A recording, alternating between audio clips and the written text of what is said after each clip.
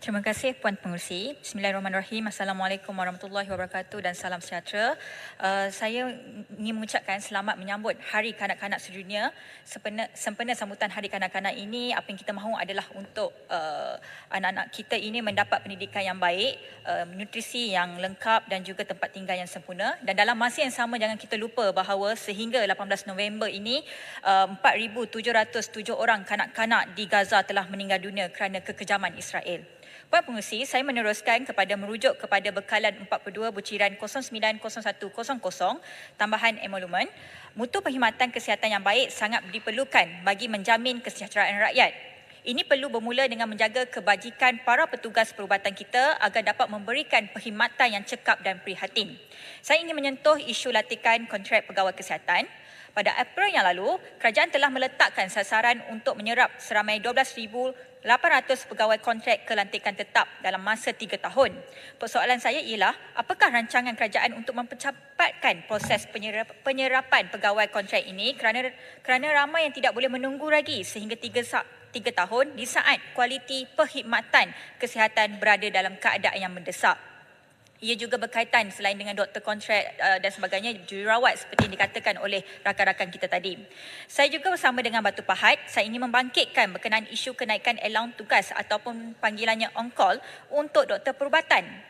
Ada cadangan untuk menaikkan kadar allowance ini kerana kalau kita lihat dari segi inflasi dan kemerosotan sistem kesihatan awam, saya menyeru agar Kementerian Kesihatan mengkaji semula kadar yang bersesuaian bagi menyuntik moral pegawai perubatan ini yang terpaksa berpenat lelah dan bekerja lebih masa.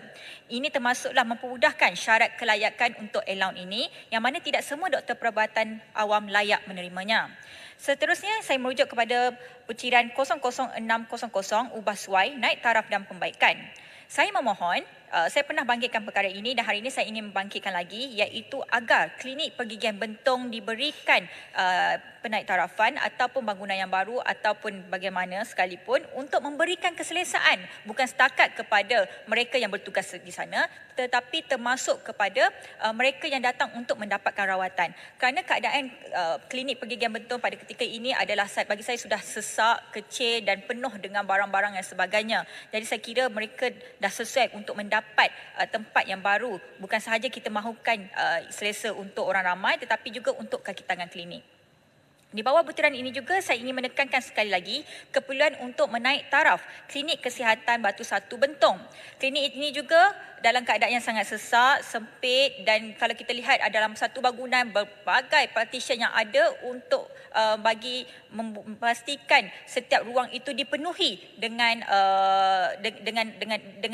orang kata bahagian-bahagian tertentu untuk setiap kaki tangan dan sebagainya. Dan saya kira ini adalah amat tidak selesa untuk mereka yang bertugas kaki tangan di sana, apatah lagi mereka yang datang untuk mendapatkan rawatan. Jadi saya harap untuk klinik kesihatan Batu Satu Bentong diberikan perhatian untuk dinaik taraf pada tahun hadapan.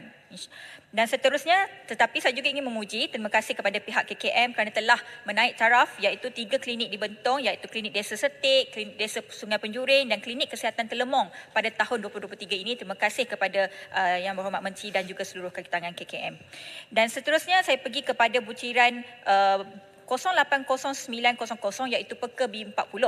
Skim peduli kesihatan untuk kumpulan B40 yang diperkenalkan kerajaan penting untuk manfaat kesihatan kepada golongan B40 untuk penyakit tidak berjangkit. Akan tetapi saya melihat promosinya semakin hari semakin kurang. Dan kalau di Bentong sendiri, jumlah layak ialah 26,923 orang. Namun yang masih belum disaring iaitu 22,862 orang. 22,000 orang ini masih lagi tidak disaring tetapi mereka sebenarnya boleh layak mendapatkan rawatan ataupun bantuan Peka B40 ini. Mungkin mereka tidak tahu, mungkin mereka rasa mereka tidak layak tapi sebenarnya mereka layak dan sebagainya. Jadi apakah peranan daripada pihak kerajaan untuk memastikan mereka yang layak yang boleh mendapatkan bantuan ini dapat diberikan bantuan dia sepenuhnya, kerana rugilah kita dah ada peruntukan tapi sayang peruntukan ini tidak sampai kepada rakyat yang memerlukan. Dan juga saya ingin merujuk kepada butiran 00900 iaitu penyelenggaraan kuartus KKM. Saya mohon supaya pada tahun ini pada tahun hadapan kerajaan memperuntukkan 32 juta ringgit untuk penyelenggaraan kuartus KKM. Jadi saya mohon untuk di klinik kesihatan di luar bandar, khususnya di kawasan Bentong, terutamanya yang pernah saya pergi iaitu di klinik kesihatan Mempaga.